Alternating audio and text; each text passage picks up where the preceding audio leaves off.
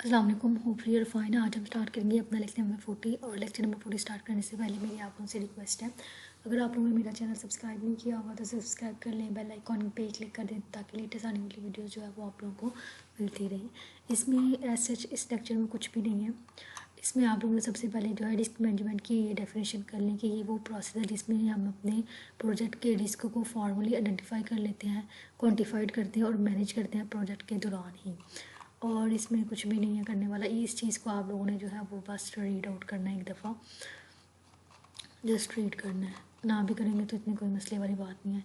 इसके बाद रहते हैं आप लोगों के पास टाइप्स, रिस्क की टाइप्स बताएंगे। लेक्चर 39 में मैं आप लोगों को पढ़ा के आई हूँ कि इसकी 2 टाइप्स है, एक डेवलपमेंट प्रोसेस रिस्क है और जो है एक प्रोडक्ट रिस्क है। इन का डिफरेंस भी जो है वो मैं 39 वाले चैप्टर में आप लोगों को पढ़ा के आई हूँ। तो अब जो है इसके बाद ये वाली चीज़ भी मैनेजमेंट प्रोसेस कौन सा 3 स्टेप्स, ये भी आप लोगों को पहले जो है वो पीछे पढ़ा के आई हूँ। ये इंपॉर्टेंट है कि रिस्क की आइडेंटिफिकेशन करना, रिस्क एनालिसिस करना और इसकी मिटिगेशन करना, और यही है इस लेक्चर में। अगर आप लोगों को वीडियो अच्छी लगती है तो लाइक करें। Thank you.